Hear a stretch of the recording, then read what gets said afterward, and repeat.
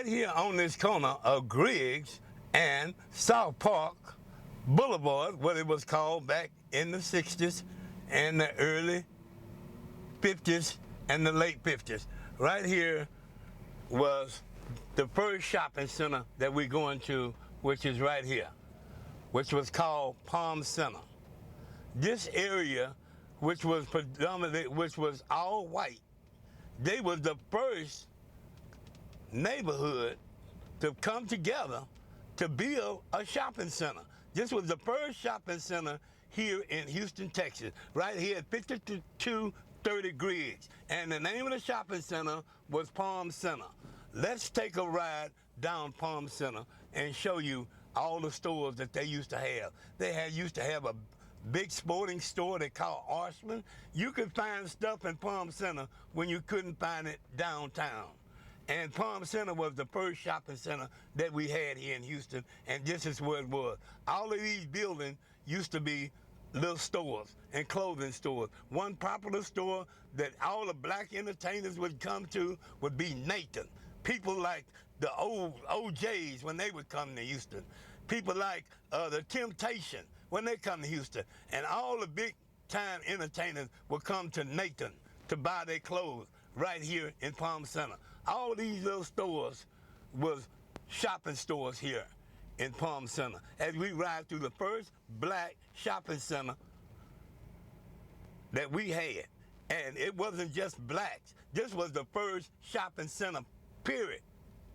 And then later on, Gulfgate came. But Palm Center was the first shopping center Houston, Texas had, and we're riding through Palm Center now. And it was on the corner of South Park Boulevard and Griggs. We are going down Griggs, and we're gonna turn, all this was white areas. We're gonna turn down South Park Boulevard, which is now Martin Luther King, and we're going towards McGregor Park.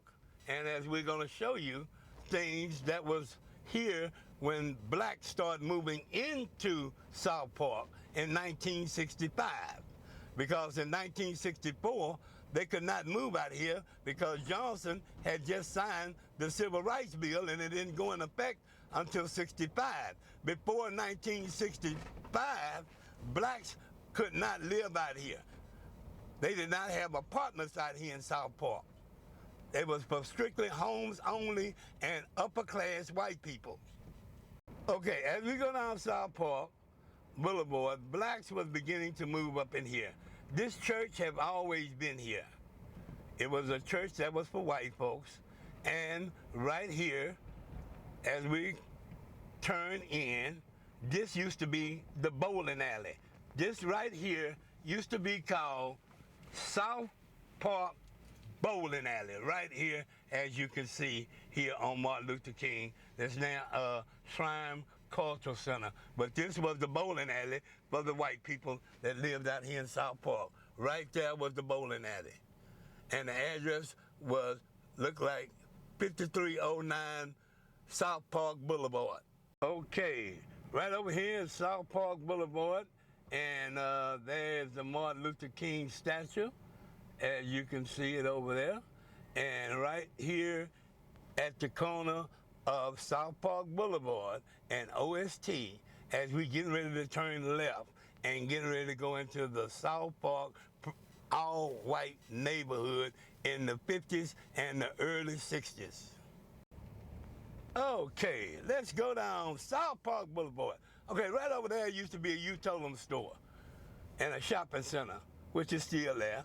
But that was a Utolum store. Utolum stores are just like what had been bought out by Circle K, and you can see Circle K's are back in the market here in Houston. Okay, as we go down South Park Boulevard, which is now Martin Luther King, all of this was predominantly white neighborhood. All this was white. Blacks didn't start moving into South Park until 1965, because in 1964, Johnson had signed the Civil Rights Bill that made it a law against segregation. That means housing and education being segregated was no longer tolerated. What they call the Jim Crow law. They got rid of that law in 64, but it didn't go in effect until 65. So therefore, a lot of blacks couldn't move out here in 64, and they kept them out, and they told them they couldn't move out here because the law was not in effect yet. It was still with the Jim Crow segregated law. And as we go up here, which was one of the popular corners coming down South Park Boulevard, which is now Martin Luther King Boulevard, we getting ready to come up onto the famous spot of South Park and Griggs. The reason why this was so popular, like I told you, you had Palm Center, the first shopping center here in Houston. And then right over here on the other side, you had Kips.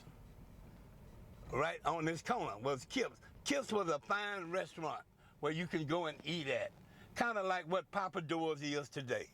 And right over here on this other side of Griggs and South Park Boulevard, it was a famous store called Montgomery Ward. Montgomery Ward was a famous clothing store and a department store. It was one of the best department stores that blacks usually shopped at and felt comfortable in shopping at Montgomery Ward. And Montgomery Ward was a #1 department store in Houston during the 50s and the early 60s. As we go down South Park Boulevard, we already showed you Palm Center. Blacks was beginning to move over in this area in 1965, right up in here, right behind Palm Center, where blacks was beginning to move in 65. They hadn't quite, this was the beginning of the black era into South Park, the community, and Martin Luther King today. Kingsbury was one of the streets, and I know my mother, great friend, used to live on this street in 1965, and she was one of the first blacks to move on the street. At this red light, it should be Parrish Street. As we roll on down South Park Boulevard, which is now Martin Luther King. Now, blacks was beginning to move in this area over here, right here in Parrish Street in 1965. This was the beginning in Crosby. Blacks, a few blacks were still living here, was moving out here. Now, whites were still living out here. All the whites did not move out here just because a few blacks came in. No, they had to find them a place to stay first. But they wanted to move, but they didn't have no place to move at the time. So they stayed here with the blacks in 1965. Right up in here, Kelso was one of the popular streets on Martin Luther King Boulevard today, and was South Park during them days. And right here was the hottest spot, one of the hottest spots, was Yellowstone. The reason why Yellowstone was such a hot spot, because they had a drive-in theater. And I will show you that drive-in theater. And it was not no 610 during them days. Right over here was the King Center Drive-In, which was a double screen drive-in, and that's why you see the property was so large, because you had one screen in the middle that was facing South Park Boulevard, and then you had another screen on the other side that was facing kind of what you might call Macau Road, and you could see and park on either one of the screens. And right here, it was on the corner right off of Yellowstone and South Park Boulevard. As we go down South Park Boulevard, and we're going towards one of the next big major streets that was out here in South Park Boulevard, which was called St. Lo. That's where we headed to now. St. Lo was a very popular street here in South Park Boulevard before it became Martin Luther King Boulevard. Yes, it is raining, but we still gonna show this history of South Park community before black took over and before Martin Luther King was assassinated. And as we go down South Park Boulevard, and as you can see, it's raining, all this was the beginning to be black around 67. Blacks was beginning to move out here towards St. Lo. See, the way they had it looked like they had it set up, because I worked out here when I got out of school in 1967. I was the first black manager for 7-Eleven, and we had a bunch of stores out here in South Park. And one of them, the first one I trained, where blacks used to stay at, was back out there off of St. Lo in a street called Persian, because it was right next to Jones High School. And a lot of blacks was moving in that vicinity, but they had not moved quite yet to Belfort yet. It was a few, but it wasn't a majority. But as we go down South Park Boulevard, which is now Martin Luther King Boulevard, and as you can see, you know, it's pretty hectic. You see how they drive down here. You know, this is South Park now. Yeah, it's Martin Luther King Boulevard now. It ain't no South Park Boulevard no more. Okay, right here was another popular spot. We're gonna turn in on Van Fleet, because right here was the South Park Bank. That's right.